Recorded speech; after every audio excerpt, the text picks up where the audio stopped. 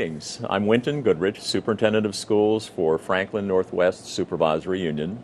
Today we're going to be talking about the Missisquoi Valley Union Middle and High School budget. With me, my colleagues, Dennis Boucher, longtime an outstanding school board chair for the board, Jay Hartman, been there since the beginning of time as principal, assistant principal, athletic director, teacher. I think your whole career you've been at Missisquoi Valley. Is that correct? Well, today we're going to get into the depth of what the MVU budget is about, and I'm going to turn it over to Dennis to identify boards and kind of get us started here. Thank you, Win, and welcome everyone. We do have a PowerPoint here that we're going to be using as a guide, and our first page shows our board members listed by name, and I'd just like to introduce them for everybody here. Myself, board chair, Greg Gervais, who's acting as our vice chair this year from Swanton, John Ho from Franklin, Mark Bassett from Highgate, Richard Flint from Highgate, Vicki Gratton from Franklin, Father Rob Spanhauer is one of our new members. He's from supporting Swanton, Eric Beauregard from Franklin, and Don Collins from Swanton. And it's been great to have some pretty good long-term board members there. We've always got a couple of new ones, but it's good to have people come back year after year, and we've had some great board members.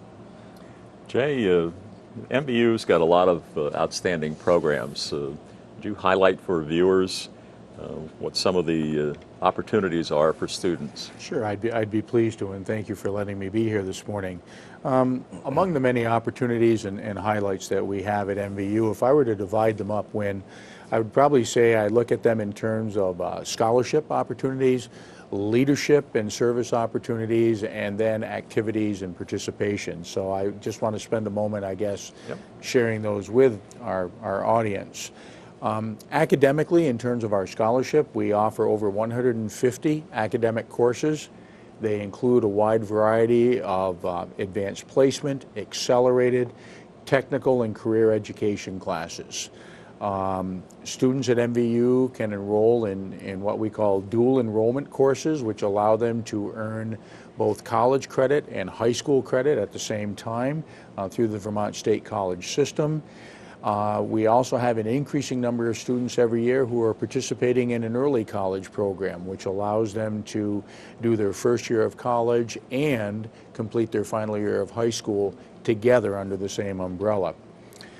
When we talk about leadership and service at Missisquoi, our students, whether it's in grade 7 or whether it's in grade 12 and every place in between, hundreds of hours, thousands of dollars are raised every year through student government, the National Honor Society, the Junior Honor Society, a variety of other activities and programs that are available, working on the blood drive, Make-A-Wish Foundation, Relay for Life, Powder Puff Football, Operation Happiness, just to name a few of them.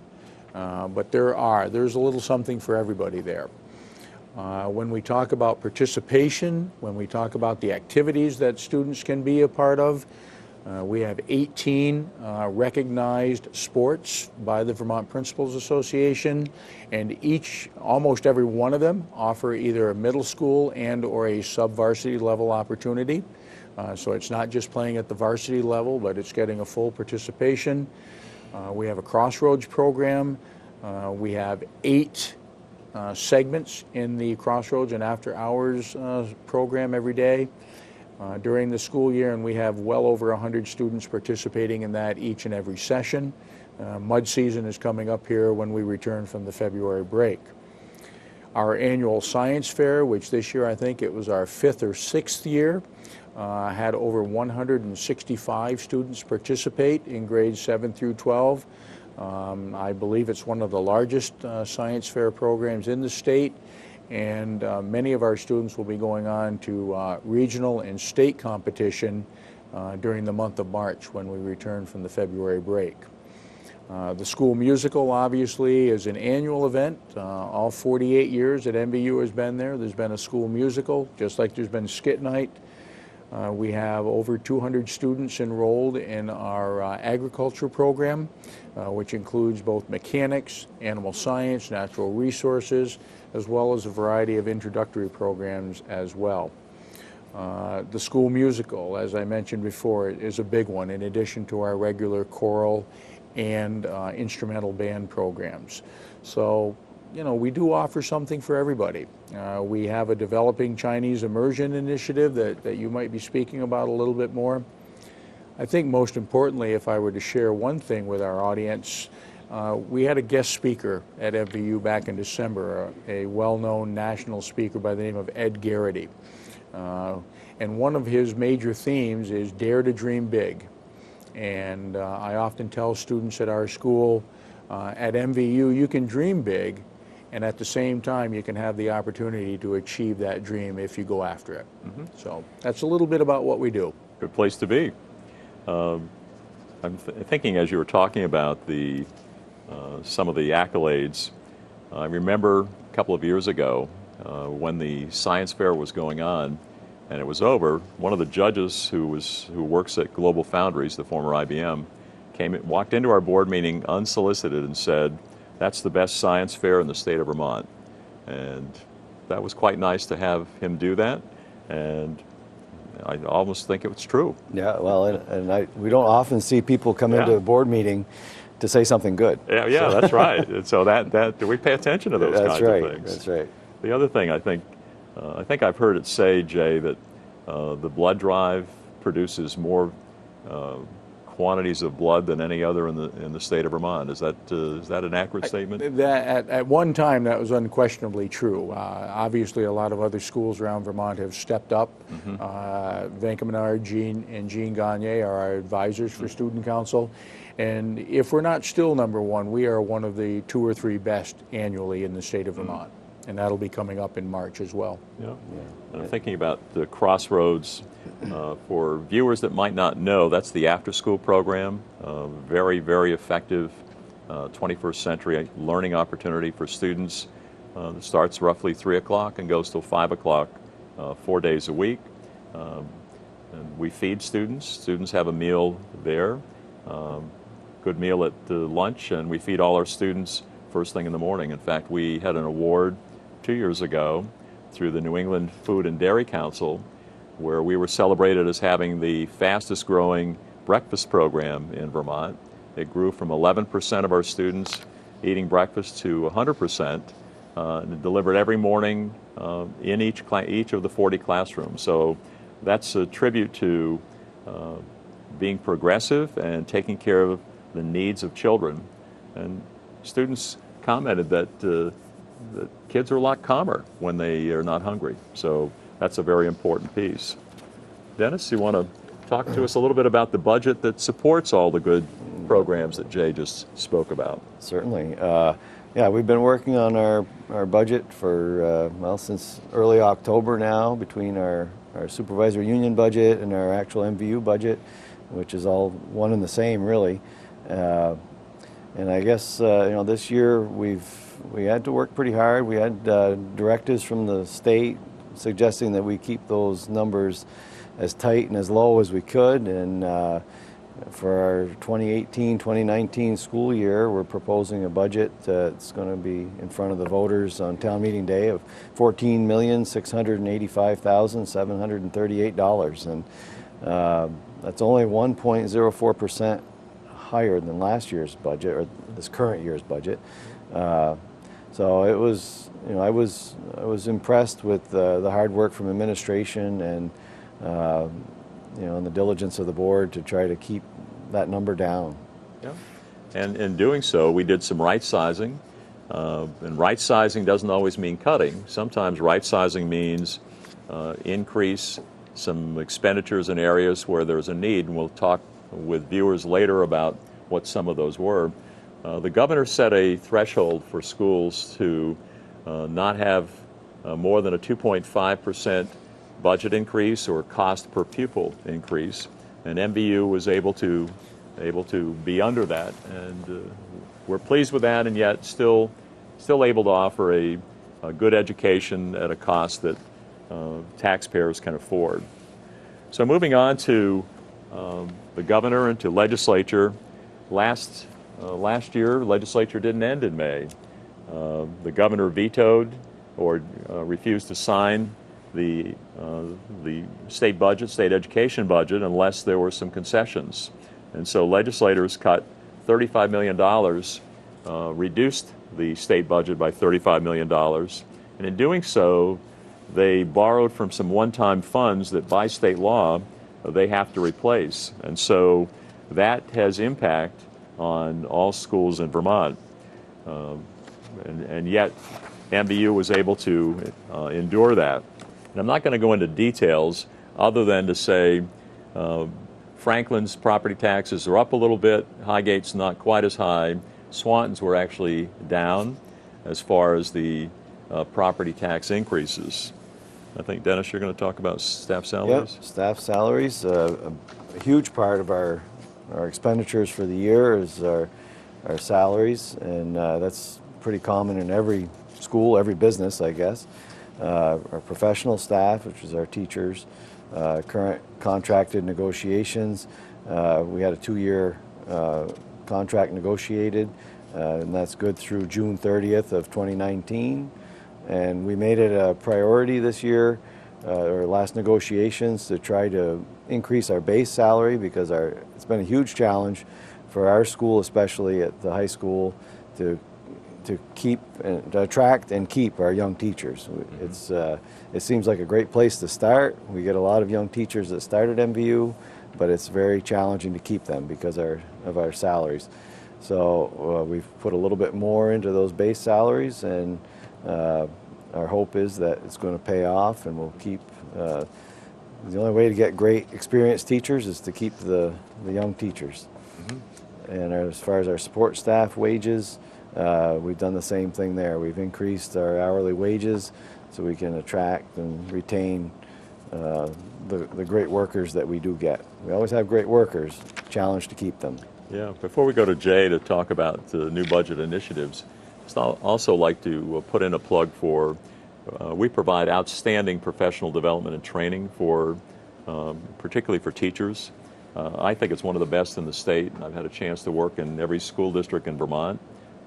That's a strength that we have, and that coupled with increasing the base salary this year, it's important to have some stability in turnover. We've been turning over 40 teachers a year for the last few years, and we're hopeful that this change will help us to maintain a quality workforce and continue our transformative initiatives across both the middle and high school as well as the elementary schools.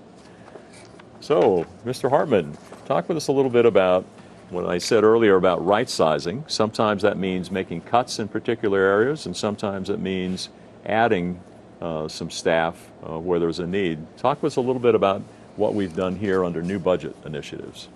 I'm really proud of the fact that the school has been able to keep the budget request to just over 1%, given the fact that because of some outside pressures and some recognition of internal needs, we've actually are asking our communities to support some additions to the school for the upcoming year. Some of the most obvious ones that people are going to see through this program, number one, a physical education instructor. One of the things that is adding to that is the fact that the state of Vermont is now going to be requiring all high school students to demonstrate proficiency in health, wellness, and fitness through a physical education program.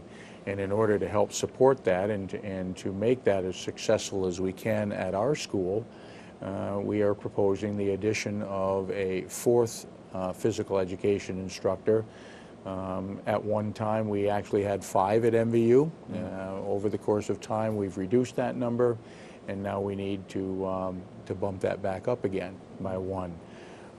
Driver education in a rural community, in a rural area such as where we are in Swanton, Highgate, Franklin, and in our other sending communities. Driver education is very important for many families, and we are recognizing again that when we went from 2 instructors to 1 instructor back a few years ago, it became not necessarily inconvenience, but it became a matter of importance to many of our families. And so the board, in its experience and wisdom, asked us to come up with some numbers to bring our driver education program back up to 2 staff members and 2 vehicles where we were 4 or 5 years ago. Additionally, we have put in a position for an ag activities coordinator, and this person is basically going to supplement our agriculture department. They'll care for the various programs during times that school is not in session. That could be weekends, it could be evenings, it could be during vacations, it could be during the summer. One of the things, and you've pointed this out to me on multiple occasions, Win, is that, and we'll use the animal science program as an example, our animals don't take vacations and they don't take weekends off, and they need to be fed and they need to be cared for 24/7, not just when school is in session from 8 o'clock in the morning until 3 in the afternoon. Well, you know what, though? We really need to take some advice from Dennis Boucher, who runs a very successful dairy farm. His animals do take vacations and they take weekends off. So, you know, we need to learn from that. Right, Yeah. right. If we can make that work. Yeah. Now, just a side note on that topic, I don't believe that position's been filled yet. It is not, no. So I guess if anybody that happens to be seeing the show has some interest in that, it sounds like a great position to have, because it's going to be so varied. I mean, there's the animals, you know, we're talking about some coverage during the sugaring season. There's going to be hay that gets baled in the summertime, so it's going to be a year-round project, and there is actually a salary that goes with it. So, you know, for somebody who's got some time and has interest in something diverse, it's really quite a great place. There's an opportunity there. There's no question about it. That's right. That ad will be posted today, so we're moving forward with that. They also get to hang out with Sam the Swan, and his new girlfriend Betty will be arriving in the near future. So it's all good. Yeah. A couple of other major changes or initiatives that we're looking to push forward for the next year. Looking to continue to contract for a truancy specialist. One of the things that we've recognized as a school is that we need to do a better job of building relationships with students and their families, and as a result of that, to increase average daily membership at our school. It's good.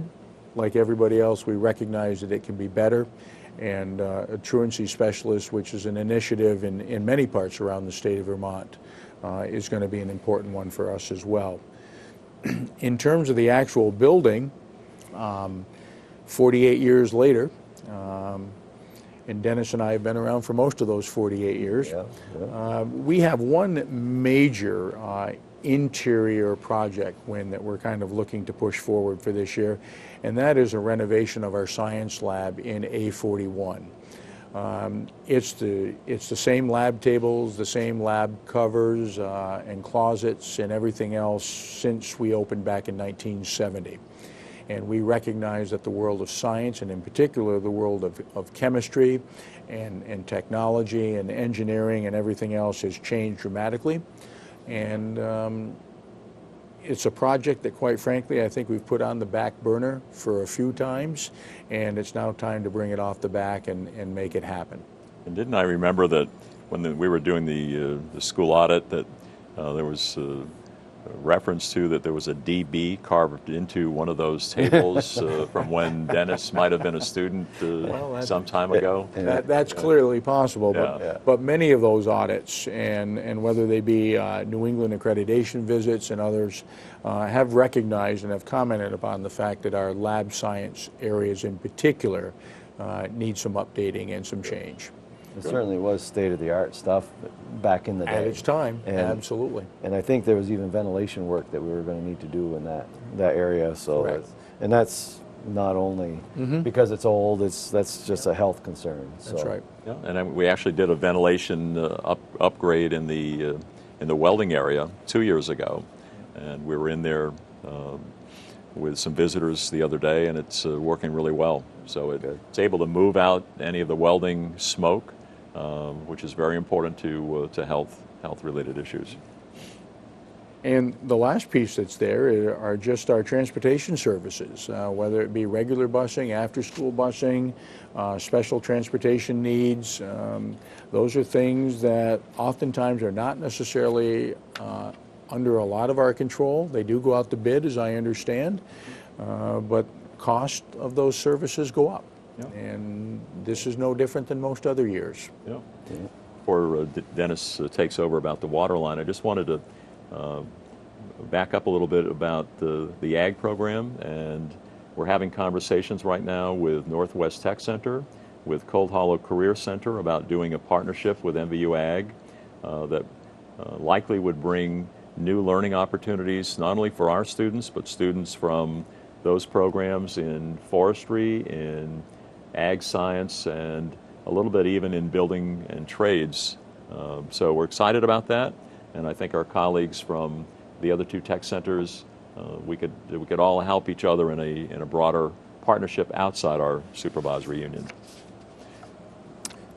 All right, yeah, another big project that we're crossing our fingers that it gets done this summer is our water line project that we've been talking about for probably at least 3 years.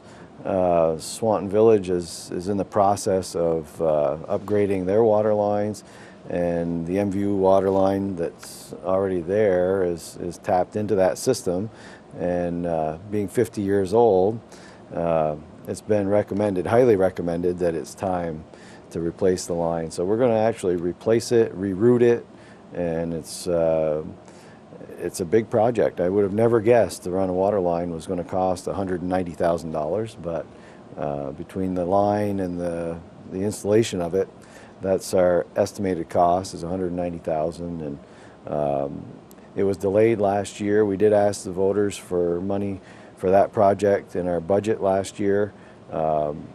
Swanton Village had some issues, and it didn't happen. So that's why I say we're hopeful that it happens this year. It's scheduled for this summer, so we'll hope that it happens. And what we ended up doing, not spending that money that was in the budget, we returned it to taxpayers through carryover, and we're going to ask for that same amount back this year so that we can fund that project.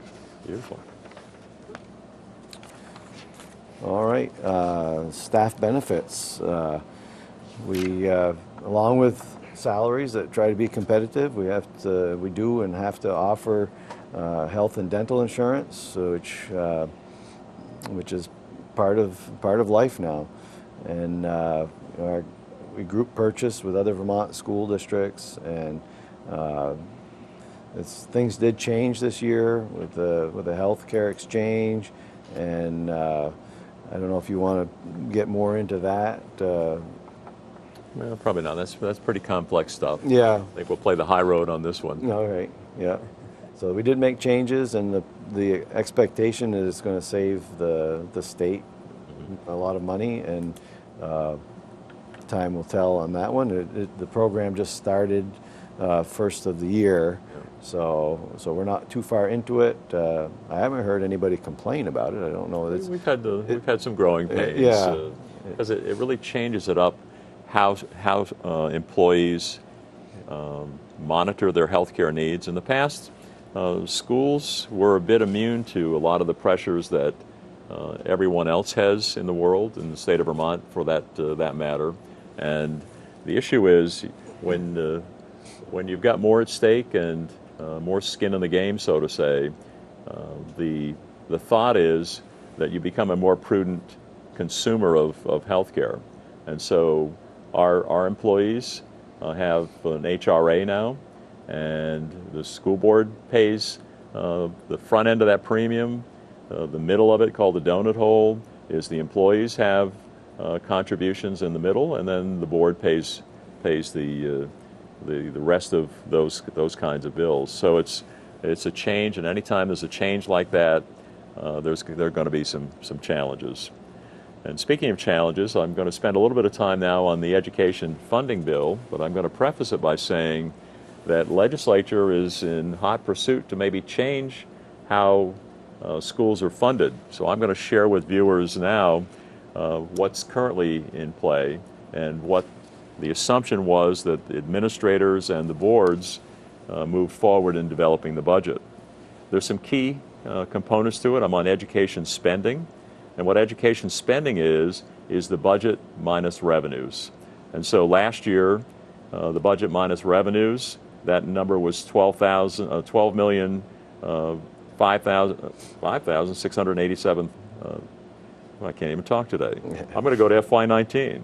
Excuse me, $11,881,223. So our education spending this year is less than last year, and that's good news when it comes to taxpayers. So as we switch the page to ed spending per equalized pupil, this is the true number that you're going to see on the ballot, and this is what state law requires all school districts to communicate with voters. And so the education spending is your local ed spending, which was the previous slide, divided by the number of equalized pupils. And people might say, what is an equalized pupil? There are different weights that state revenues come into our school district. And case in point, roughly 50% of our students are considered to come from families that are financially challenged. And in that situation, that's called a poverty indicator.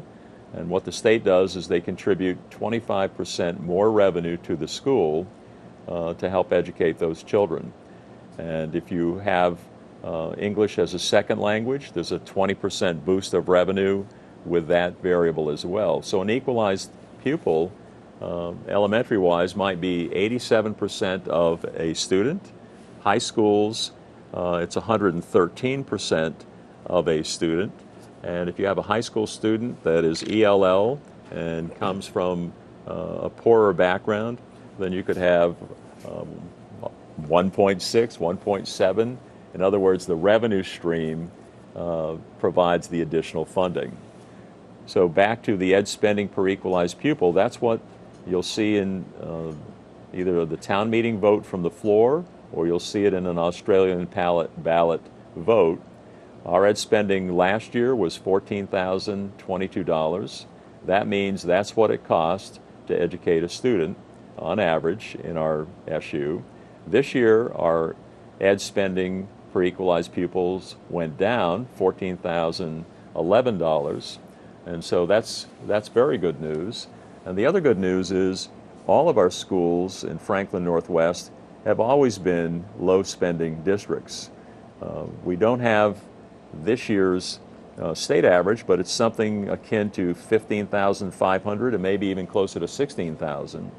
And ours are in 14,000. So again, stressing that we provide a good education for a reasonable cost to taxpayers. That's the indicator for voters to know and to understand.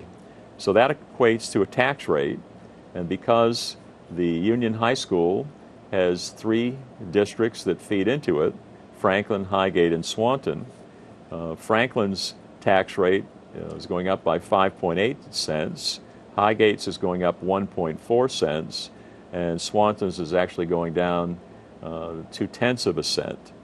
Non-homestead rate, which has no relationship directly to the school budget, the non-homestead tax rate projected will be 81.4 in Franklin. It'll be 63.2 cents or 23 cents in Highgate and 73 cents in Swanton. Again, we're throwing a lot of figures at you. I'm on the tax rate page, and we're now going to go to the bond vote. And to set some context here, we've been talking a lot about that the school is 48 years old. There's some deterioration.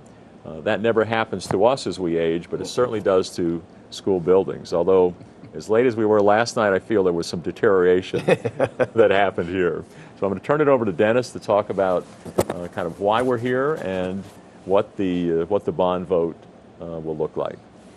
I guess I'll start by saying that the last time we did have a bond, it was a little over 20 years ago.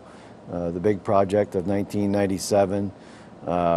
We added on, we renovated a bunch of the school areas, and that was a 20-year bond. We got that paid for, and we decided that there was a lot of projects that needed our attention again, so we did go a year or two to prepare this before we came to the voters with another bond. And we've got a list of projects that we decided that needed to be done, and we kind of decided that with the help of a consulting firm, Wayman Lamphir. We hired them to come in and evaluate our facilities, and they came up with a list, and it was pretty similar to the list that we already had. And they've actually got numbers on there, and I don't know that I'm going to read through them all, but basically the beginning of our project is going to be to add on to our wood chip boiler building so that we can move our equipment from our existing boiler room, which is 29 feet below the surface and about 6 inches away from deadly water. And so we're going to move all that equipment out and into this addition that's going to be ground level, nice overhead doors to access it, and something that we can maintain much easier and much safer. And another, I guess one big noteworthy piece is that we're going to be replacing the bleachers in our 50-year-old gymnasium, and that was a big deal. Those bleachers have been there. There's a lot of history on those bleachers, and we were always concerned. As long as I've been on the board, we've been talking about it, and the insurance companies didn't like them because they were old, and there was a couple of issues with them, and they, even though they still worked, they still held a bleacher full of people. The insurance companies didn't like insuring them, so it was time, and we're going to pull them out, and you know, for the $300,000 is our quote to replace them. We felt that that was worth our while to do that project, and like I said, there's a whole list of other projects here, and we will probably talk about them more in our informational meeting, but I don't want to take up too much time with them here today. All right. Well, a couple of things, not only insurance for the bleachers, but also the company that insures our boiler and our electrical panels, because the electric panel is 29 feet down as well, and those insurance companies are saying because there's 13,000 gallons of water a day that need to be sump pumped out of that basement. It's adjacent to both the boilers and to the electric panel. That's not a swimming pool you'd want to step into if our pump goes down. We have roughly 30 minutes to be able to get someone there and to start an auxiliary system, and that's also one of the reasons that we're looking at putting in a generator to be able to have that power automatically switched on if the grid goes down. And given the flooding that we had a few weeks ago, MVU Marriott had some vacancies. We housed a number of families there. In fact, one of the days we had some transition between people sleeping in the library and students coming in the front door. If we didn't have power in that emergency center, we would be in trouble. And so part of what the bond is going to provide is a backup generator, both to keep that sump pump clear as well as for shelter in the case of a major emergency. I guess the other project there, I mean, they're all noteworthy projects, but the other big one is the connecting building between the connector building between the main building and J-Pod. J-Pod is the addition that was built 20 years ago with the last bond, and it's I don't know, it's 100 feet probably from one building to the other, more or less, and you know, it's just wide open. I don't know exactly the reason why it wasn't connected in the 20 years ago, but it's you know, the weather's an issue, and now security.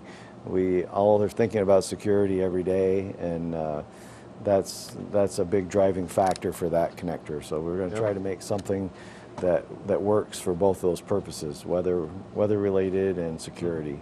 Yeah. So that's a considerably lower bond request than what union high schools around the state have been asking voters for. I know Union 32 a few years ago asked for a $12.5 million bond to do upgrades. I know that Brattleboro Union High School asked for a $55 million bond. We're asking voters for a very modest $2.9 million 20-year bond with the annual payback of $140,000. And the bond 21 years ago, was $125,000. So pretty consistent. Again, we're a low-spending supervisory union in our 5 schools, and this is indicative of kind of the austere budget approach that our board takes towards these kinds of things. Yeah, we're pretty fortunate to have staff that take excellent care of the facilities, and that's we've got some expertise on staff that we can do a lot of things to make sure things don't go bad. So we've been pretty fortunate there. Yeah. So there's been interest around the supervisory union in the supervisory union budget and the whole supervisory union role. I'm going to spend a little bit of time just talking about it. The slides, if viewers choose to get into it in more detail, I think they'll be somewhat self-explanatory. The bottom line is, by state law, and there used to be about 45 supervisory unions in Vermont out of the 60 school governance entities. Some of them have merged and become what's called a supervisory district. Maple Run in St. Albans is an example of all of the local boards merged into a single district. We have 5 local boards, and we have a supervisory union board that manages, provides services as a education unit to those local districts. And that's what the SU is about. And we're going to get into some of the budget items, but the management of the supervisory union, the assessments are allocated back to the 5 schools in an assessment. I'm going to spend a little bit of time. There are 3 different kind of sub-entities. There's the supervisory union itself, and Dennis, you're going to talk a little bit about that, are you? Right. There's 3 different aspects of the supervisory union. There's central office, early childhood program, and special education program, and those functions, those aspects of the supervisory union have all been kind of brought to the SU because of mandates and legal requirements. So it's not saying it was a bad thing to bring them there. I think it's great for oversight. Everything's kind of in one office, and people can be communicating with each other a little easier, and I think the programs can operate better. There's growing pains with that as well. So yeah, as far as the mandated functions, like I mentioned, the supervisory union has legal requirements, the Affordable Care Act, transportation, food services, special ed, supervisory union-wide staff negotiations, and we did that last year, the year before. We did that for the first time, supervisory union-wide staff negotiations, and I think it went pretty well. And then Act 46, which has taken up a lot of our time. Great, it's a worthwhile exercise for sure. We learned a lot about all our schools and the way we interact with each other, and I think it's been a great learning experience. Supervisory union administrative requirements. We've got new health plans that we talked about a little bit, health reimbursement arrangement plans, new state reporting requirements, new federal grant requirements, and so those are all things that have been brought to the SU that were previously at the other schools, and it makes a lot more work for the SU. Yeah, and I'll just embellish a little bit the Act 46 process that we spent the last year and a half very thoroughly reviewing. We presented a Act 46 proposal to the State Board of Ed and to the Secretary of Ed. In fact, met with the Secretary and her team last week. The proposal is that our boards would like to remain as they are in local governance entities, but to do so doing some business differently. We are creating an elementary school choice initiative. We're sharing staff members, which we've done for a long time, and a number of other things in a focus that we call act merged but stay local. And we believe that we can achieve the 5 goals of Act 46 remaining in the governance systems that we currently are in without merging, and both from a cost standpoint and an efficiency standpoint. So you'll hear more about that. The Secretary of Ed will make a recommendation to the State Board by June 1st of this year, and the State Board then will entertain and invite our board representatives to a meeting sometime July, August, or September, and then the State Board by law will make a decision whether or not to merge our districts together as into one, or to do a modified adjustment, or allow us to continue in the roles that we currently are in. So that decision will be made by November 30th. So stay tuned for future board meetings or television shows like this. Central office budget is the second one that Dennis spoke about. The central office provides curriculum oversight, grant coordination, provides the salary and benefits for the superintendent, curriculum coordinator, the technology coordinator, HR, business management, fiscal services, and data support. We've kept the salary and wage increases to 2.5% at central office, where the schools and administrators generally are at 3%. So again, we're trying to be prudent and stay within what the governor's recommendations were. We brought in an independent auditor this year, and has helped us to come into compliance with many of the functions that we needed to make some adjustments to. And finally, the special education budget is the third leg of what happens at the Supervisory Union. And that budget pays for special education administration, clerical support, the adapted curriculum, and the occupation therapy services. And finally, the transfer of special education expenses were moved to the SU office a couple of years ago. Again, this is by state law, and as Dennis said earlier, it's to provide that oversight and efficiency of operation that is important to keeping budgets low. So I think that's about as much as people can stand right now. Right. Maybe a little bit more. So you'll be able to see these slides as part of this television show. Dennis, in the baseball vernacular, you want to be the closer? Sure. Our budget informational meeting, which we always have about a week before our town meeting, this year is going to be on Thursday, March 1st in the library at MVU. And I'd hope to have anybody that's got any questions at all about MVU and the budget to feel free to join us. I like to think that we're a pretty welcoming crowd. And our budget votes are going to be town meeting day, which is Tuesday, March 6th this year. Franklin Central School, Highgate Elementary School, and Swanton at the Village Complex. And all the polls are open 7 a.m. to 7 p.m.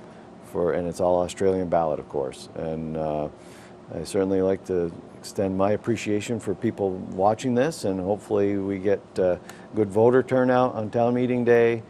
And I appreciate you gentlemen being here with us. Great. And I'll tell a little, it's a cute little story about Australian ballot votes. Many years ago in a tiny town in central Vermont, they were considering going from a floor vote, which in our Franklin and Highgate school districts, that's how local budgets are done, and then Australian ballot in the other 3. And so this town was considering an Australian ballot, and an old timer in the back of the town meetings stands up and he says, "I don't think this is a good idea." He says, "We don't need Australians telling us how to vote." So they stayed with floor votes. So with that, thank you for tuning in. Always nice to share information with you. And do come to our information meetings and get out the vote on March 6th.